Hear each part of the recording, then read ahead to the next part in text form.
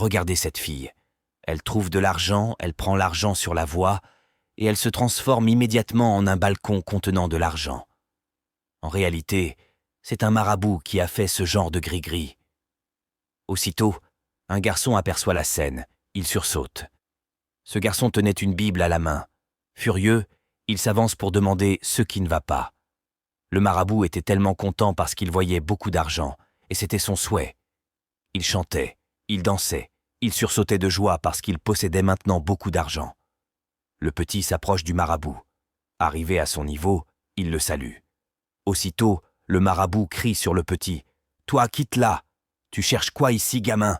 Toi, tu ne connais rien à l'argent. Quitte mon chemin. » Et le marabout parlait seul, parce qu'il était content. Il était content à un niveau qu'on ne pouvait exprimer. Le petit prince prend la route, tandis que le marabout reste derrière lui, satisfait de son argent, célébrant sa victoire. Le petit aperçoit un jeune homme.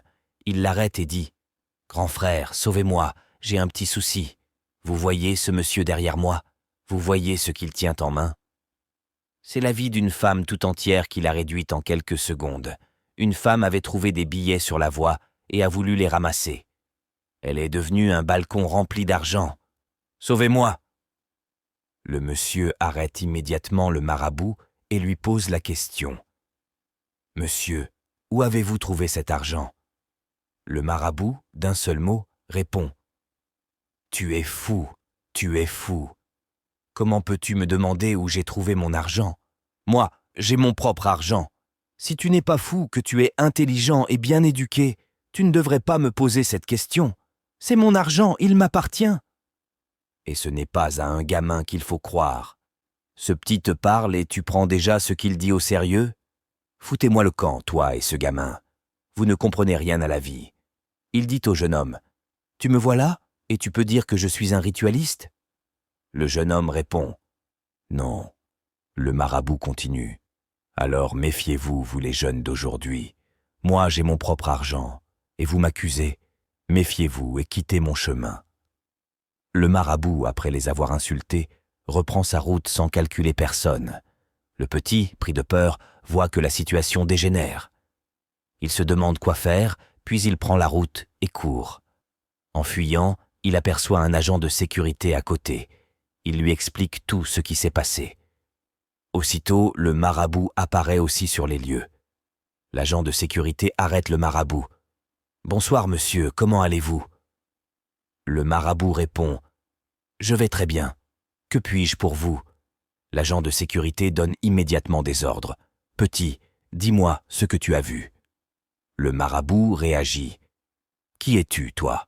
Tu écoutes ce gamin? Ce gamin peut te parler à toi, un agent de sécurité, et tu le crois?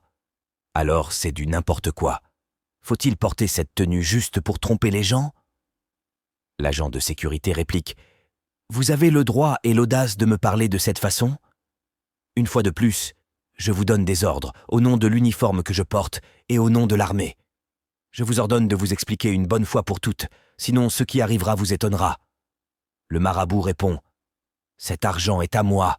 Je l'ai hérité, il m'appartient. Je n'ai de compte à rendre à personne. » L'agent de sécurité réplique « Ce petit que vous voyez ne peut pas me mentir. Ce sont les enfants qui détiennent souvent les plus grands secrets. Et il ne peut en aucun cas inventer tout ça. C'est parce qu'il a vu quelque chose d'étrange qu'il m'a interpellé. Je ne veux pas discuter longtemps. Je vous ordonne maintenant de me suivre au commissariat. Puisque vous refusez de reconnaître vos actes et que vous ne voulez pas répondre à mes questions, je ne vous force pas, je n'ai pas le droit de vous toucher. Mais suivez-moi tout de suite, devant moi. Abonnez-vous pour la suite de cette vidéo et n'oubliez pas d'activer la cloche de notification pour ne rien rater. Ciao, à la prochaine.